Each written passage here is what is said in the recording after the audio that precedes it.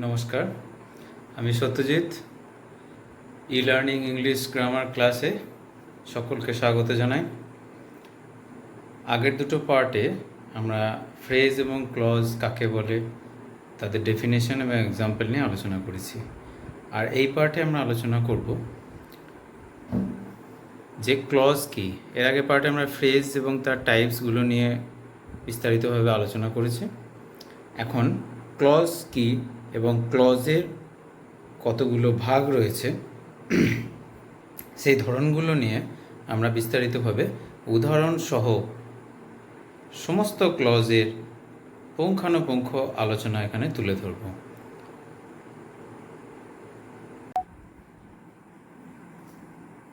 Clause.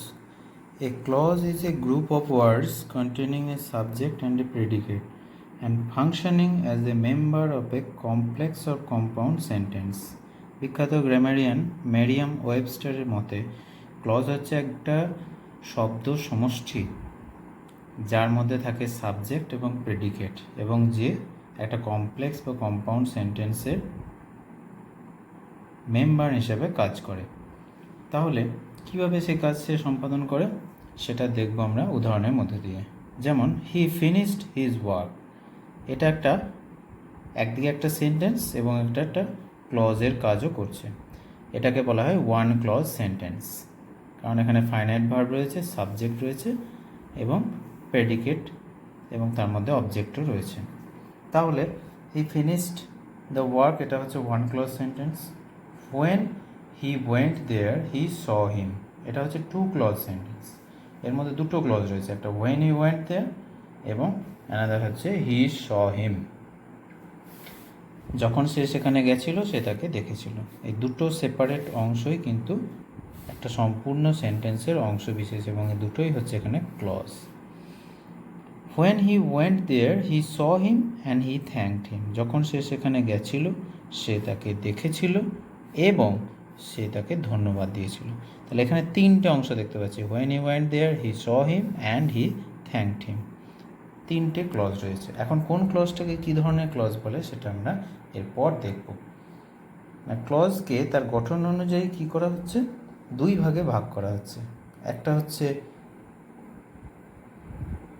Independent clause বা principal clause এবং আর একটা হচ্ছে dependent clause or subordinate clause. এখন এখানে ইন্ডিপেন্ডেন্ট ক্লজ বা প্রিন্সিপাল ক্লজ কাকে বলে না, এখানে দুভাগে ভাগ করা হলো। এই ভাগ দুটি আসলে গঠনের থেকে ফাংশনের ওপর জোর বেশি দেওয়া হয়েছে। এখানে ফাংশনের অনুযায়ী কী করছে ইন্ডিপেন্ডেন্ট ক্লজ না, functions on its own to make a meaningful sentence and looks much like a regular sentence. যেমন আমরা প্রথমেই দেখছিলাম যে he finish the work, one clause sentence, ঠিক দেখতে যেন একটা রেগুলার সেন্টেন্সের মতোই। একে আলাদাভাবে দেখালে এটা একটা সেন্টেন্সই দেখায়। তাহলে ইন্ডিপেন্ডেন্ট ক্লজের কাজই হচ্ছে তাই যে একটা রেগুলার সেন্টেন্সের মতোই কাজ করবে, তার সব পার্টগুলো রেগুলার সেন্টেন্সের মতোই। In a sentence two independent clauses can be connected by the coordinators like and, but, so, or, nor, for, yet, etcetera. এই শব্দগুলি কোঅর্ডিনেটর বলা হয়, অ্যান্ড, বাট, সো এগুলি। তো এগুলি কোঅর্ডিনেটর দিয়ে আমরা দুটো ক্লজকে, ইন্ডিপেন্ডেন্ট ক্লজকে অর্থাৎ স্বাধীন বাক্যাংশকে আমরা কিন্তু যোগ করতে পারি। যেমন I want to buy a computer, আমি একটা কম্পিউটার কিনতে চেয়েছিলাম, but I don't have enough money, কিন্তু আমার বেশি পয়সা নেই। এখানে দুটো ইন্ডিপেন্ডেন্ট ক্লজ, একটা হচ্ছে I don't have enough money, আমার পর্যাপ্ত পয়সা নেই, আর একটা হচ্ছে I want to buy a computer, আমি একটা কম্পিউটার কিনতে চেয়েছিলাম। এই দুটি আলাদা অংশই কিন্তু একটা কোঅর্ডিনেটর কনজাংশন দিয়ে কিন্তু এ যুক্ত হচ্ছে, বাট থেকে বলা হচ্ছে ইন্ডিপেন্ডেন্ট ক্লজ। এখানে দুটোই কিন্তু independent clause. I want to buy a computer এও স্বাধীন তার অর্থ নিয়ে, এবং I don't have enough money এটাও স্বাধীন, তার নিজস্ব সাবজেক্ট এবং প্রেডিকেট রয়েছে, তাই একে আমরা ইন্ডিপেন্ডেন্ট ক্লজ বলবো। Next a dependent clause. Dependent clause কাকে বলে আমরা এগুলো আগের ভিডিওতেও দেখিয়েছি যে ক্লজ কী জিনিস, তো সেখানে দেখছি যে dependent clause a dependent clause cannot function on its own. কেন ডিপেন্ডেন্ট বলা হচ্ছে? আমরা কাকে ডিপেন্ডেন্ট বলি? যে পরের উপর নির্ভর করে থাকে। এখানেও বাক্য অংশ হলেও সে অপর অংশের উপর নির্ভর করে তবেই সম্পূর্ণতা পায়, তাই একে বলা হয় dependent clause. It depends on principal clause or main clause to be meaningful.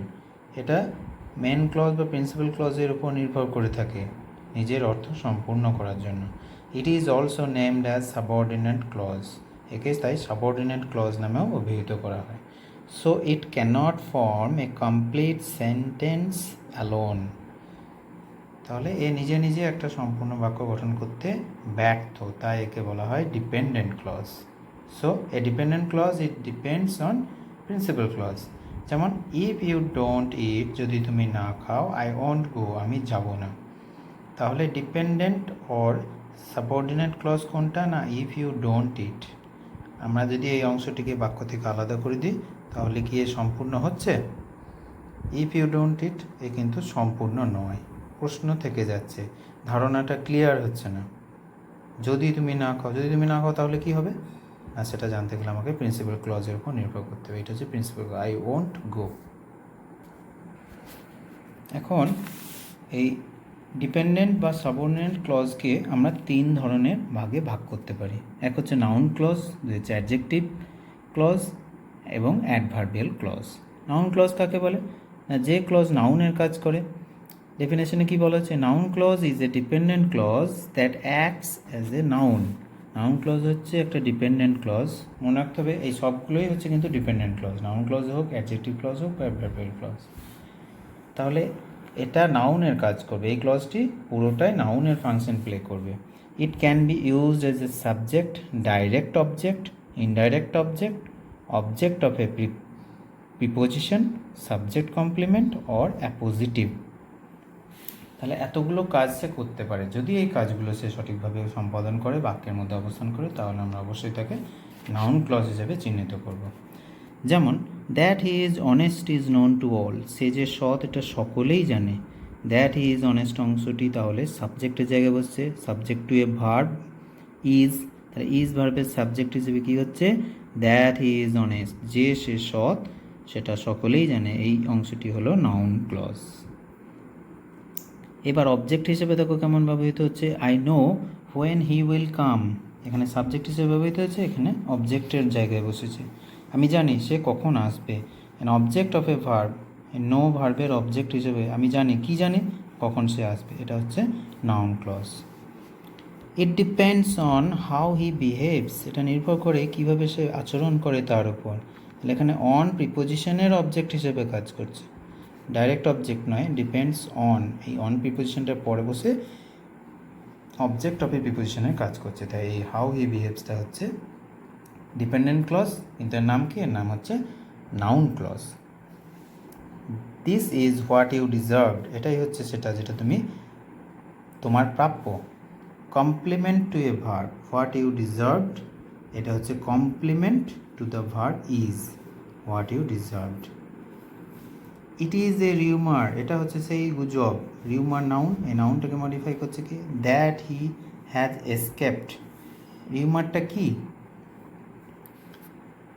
রিউমারটা কি না, এই রিউমারটা হলো সেটাই, দ্যাট হি হ্যাজ এসকেপড। এখানে ইনডাইরেক্ট কি কাজ করছে? না a apposition to a noun, এই নাউনের অ্যাপোজিশন হিসেবে কাজ করছে। এটা গুলিয়ে ফেললে চলবে না, এটা কিন্তু নাউনের অ্যাপোজিশন, অর্থাৎ এটাকে আরও লেন্দি করছে, রিউমারটা সম্পর্কে বলে দিচ্ছে। কি রিউমার? সেই রিউমারটা হচ্ছে দ্যাট হি হ্যাজ এসকেপড, যে সে পালিয়ে গেছে। I will tell whoever will listen my frightening story, আমি বলবো যেই আমার এই গল্পটি শুনতে চাইবে, ভয়ঙ্কর গল্পটি। তাহলে হুএভার উইল লিসেন, এই অংশটি ইনডাইরেক্ট অবজেক্ট। কার ইনডাইরেক্ট অবজেক্ট? উইল টেল এর ইনডাইরেক্ট। ডাইরেক্ট অবজেক্ট কে তাহলে? I will tell my frightening story, এই অংশটি হচ্ছে ডাইরেক্ট অবজেক্ট। আর হুএভার উইল লিসেন এটা হচ্ছে ইনডাইরেক্ট অবজেক্ট। ওকে, তাহলে হুএভার উইল লিসেন অংশটি হচ্ছে noun clause.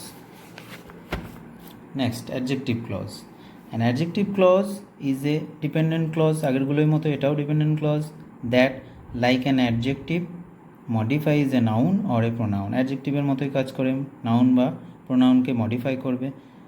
Adjective clauses are introduced by relative pronoun, who, which, that, এই রিলেটিভ প্রোনাউনগুলো দিয়ে শুরু হতে পারে অ্যাডজেক্টিভ ক্লজ, অথবা relative adverb when, where, how, why, whence, as, এগুলি দিয়েও শুরু হতে পারে। যেমন দিস ইজ দ্য ম্যান, এই হলো সেই ব্যক্তি, হু ডিড ইট, যে এটা করেছে। তাহলে ম্যানটাকে বর্ণনা করছে, ম্যানটাকে কোয়ালিফাই করছে, হু ডিড ইট, সেই ব্যক্তি যে এটা করেছে। তাহলে হু ডিড ইট অংশটি হলো adjective clause. This is the park, পার্কটাকে বর্ণনা করছে noun. Where we can walk the dogs, যেখানে আমরা কুকুরগুলিকে হাঁটাতে নিয়ে আসতে পারি, তাহলে where we can walk the dogs হচ্ছে adjective clause. Monday is the day when I have my doctor's appointment, Monday হলো সেই দিন, সোমবার, যেদিন আমার ডাক্তারের সাথে অ্যাপয়েন্টমেন্ট আছে। তাহলে ডেটাকে মডিফাই করছে এখানে, এটাও অ্যাডজেক্টিভ ক্লজ। নেক্সট, তাহলে আমরা এবার নাউন ক্লজ আর অ্যাডজেক্টিভ ক্লজের মধ্যে যাতে গুলিয়ে না ফেলি, আমরা পার্থক্যর মাধ্যমে দেখে নেব উদাহরণ দিয়ে।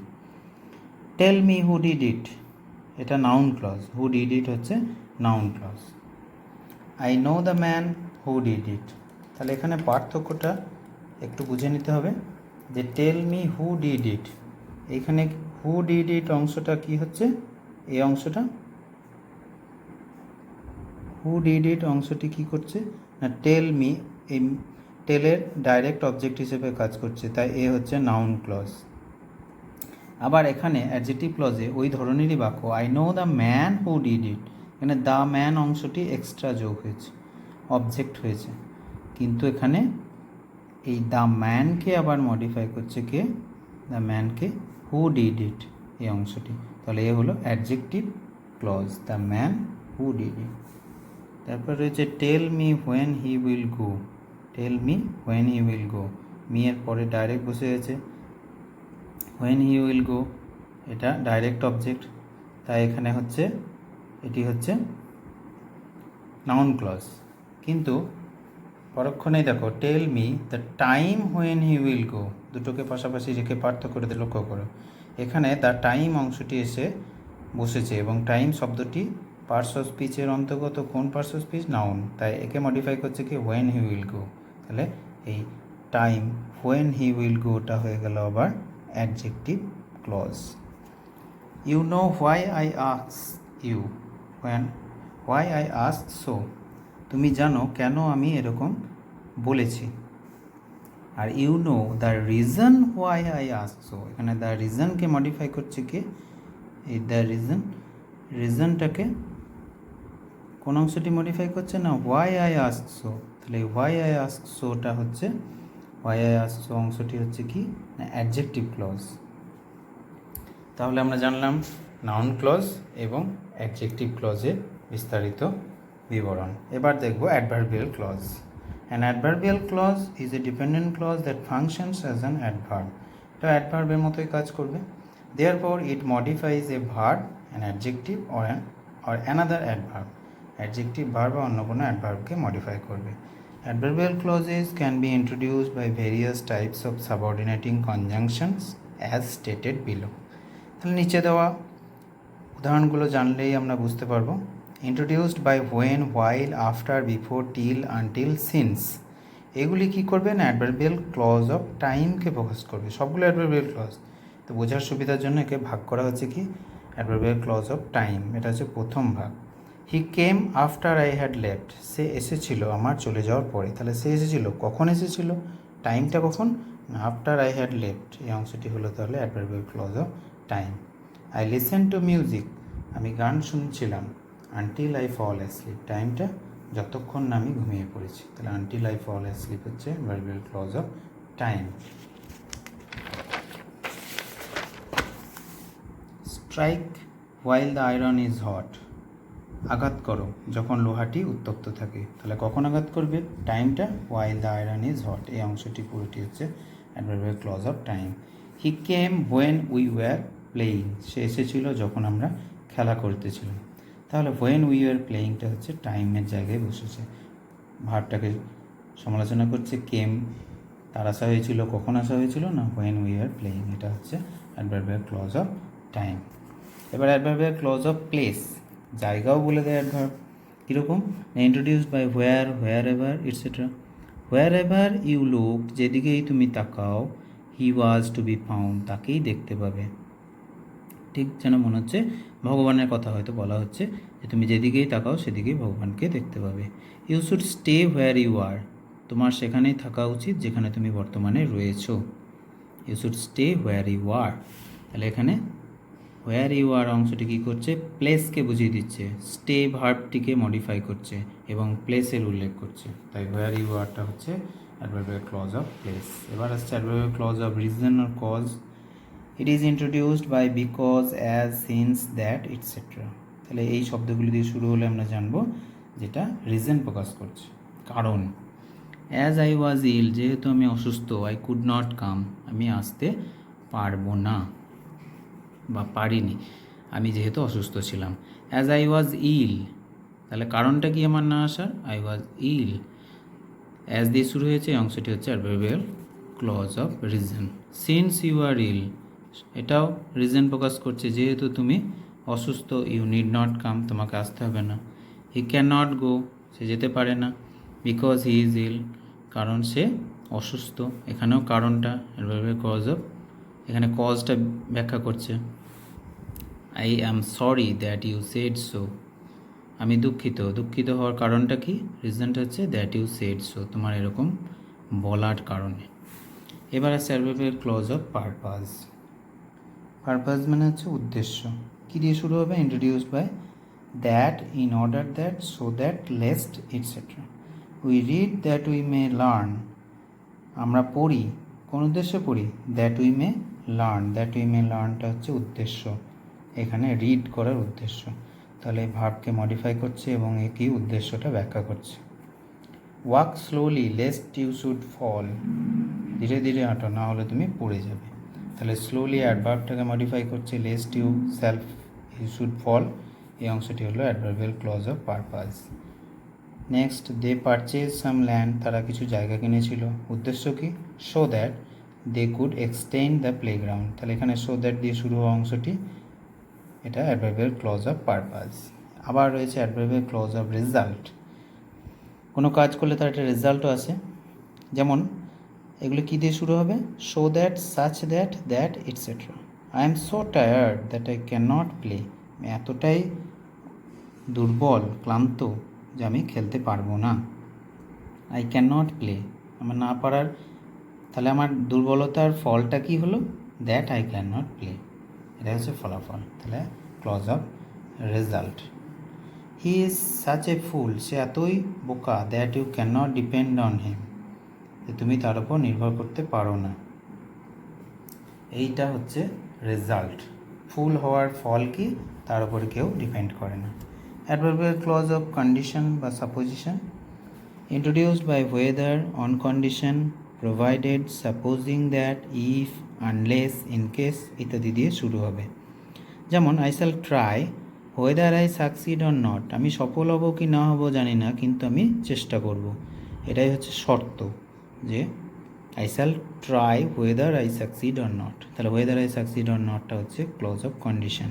You may go in case you have time, তাহলে ইন কেস দিয়ে শুরু হচ্ছে, এই অংশটি হচ্ছে adverbial clause of condition or supposition. I shall not go unless you go, আমি যাব না যতক্ষণ না তুমি যাচ্ছ। তাহলে এই অংশগুলি সবই হচ্ছে adverbial clause of condition or সাপোজিশন।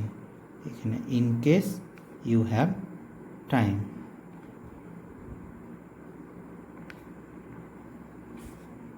whether I succeed or not.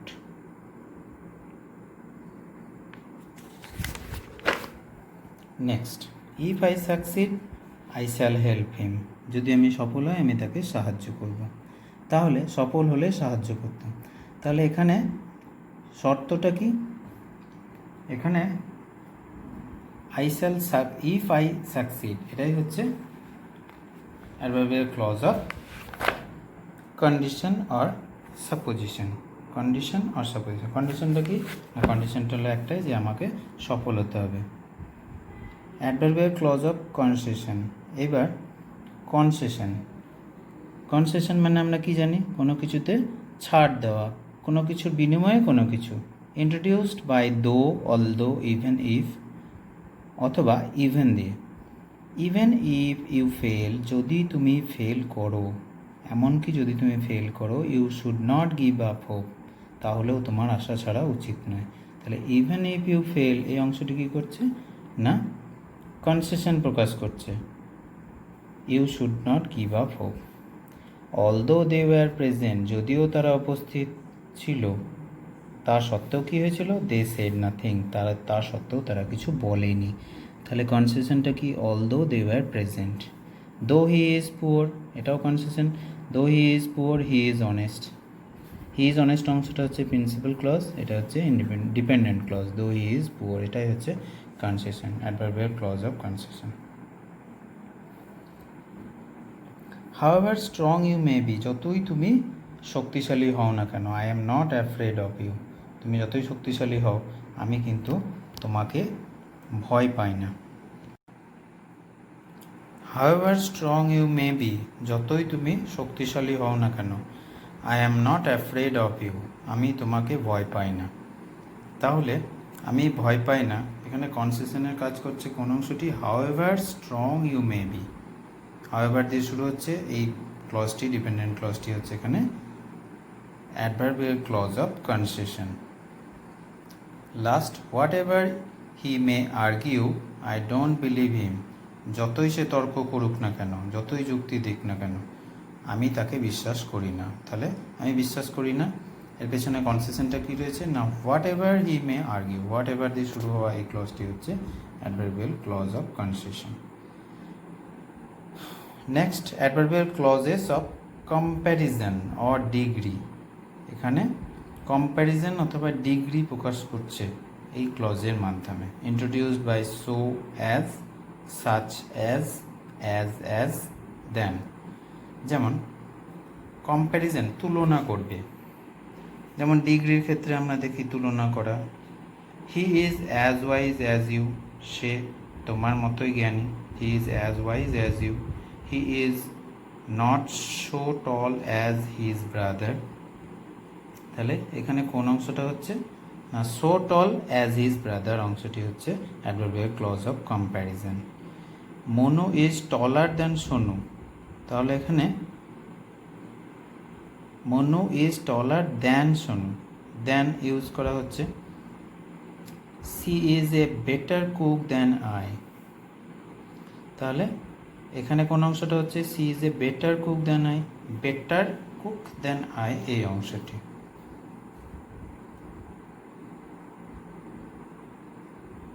Next আসছে last number 9, adverbial clause of manner, অর্থাৎ ধরন। It answers the question how, কীভাবে। আমরা যখন কোনো কাজ করি সে অ্যাকশনটা কীভাবে করা হয়। It talks about someone's behaviour or the way of doing something, কারোর ব্যবহার বা কী ধরনের সে উপায়ে সে কাজটি করছে সেটা। It is introduced by as, like, how, etcetera. এখানে অ্যাজ, লাইক, হাউ দিয়ে বাক্যগুলি তৈরি হতে পারে। যেমন we sometimes do not realise the way God help us, কখনো কখনো আমরা বিশ্বাস করতে পারি না সেই উপায়টি বা পথটি যে ভগবান কিভাবে আমাদের সাহায্য করেন। We sometimes do not realise the way God help us. তাহলে এখানে কি হচ্ছে, তাহলে the way God help us, এখানে যদি দ্য ওয়ে জায়গায় আমরা কি করি হাউ গড হেল্প আস করি, তাহলেও কিন্তু আমাদের সেই অংশটি হবে কি adverbial clause of manner. Everything is arranged as you imagined, ঠিক তোমার কল্পনা অনুযায়ী সব কিছু তৈরি হয়েছে। তাহলে এখানে অ্যাডভার্বিয়াল ক্লজ কোনটা না অ্যাজ ইউ ইমাজিনড এই অংশটা, অ্যাজ ইউ ইমাজিনড। অ্যারেঞ্জমেন্টটা কেমন হয়েছে, how the arrangement is done as you imagined. She looked, সে লক্ষ্য করছিল, অ্যাজ ইফ যেন, she had seen a ghost যেন সে কোনো ভূতকে দেখেছে, সে কোনো অশরীরীকে দেখেছে। She looked as if she had seen a ghost. তাহলে as if she had seen a ghost, এই ডিপেন্ডেন্ট ক্লজটি এখানে কী করছে না এই ম্যানারটাকে প্রকাশ করছে। তাকে দেখাচ্ছিল, কেমন দেখাচ্ছিল, যেন সে কোনো ঘোস্টকে দেখেছে। তাহলে আমরা এখানে অ্যাডভার্বিয়াল ক্লজ অফ ম্যানার দিয়ে অ্যাডভার্বিয়াল ক্লজের অংশটি শেষ করলাম, আর সম্পূর্ণ ক্লজটির আমরা ব্যাখ্যা বিশ্লেষণ করলাম। আশা করি তোমরা বুঝতে পেরেছ। ধন্যবাদ সকলকে। আজকের মতো এখানেই শেষ করছি। সবাই ভালো থাকবে। ধন্যবাদ।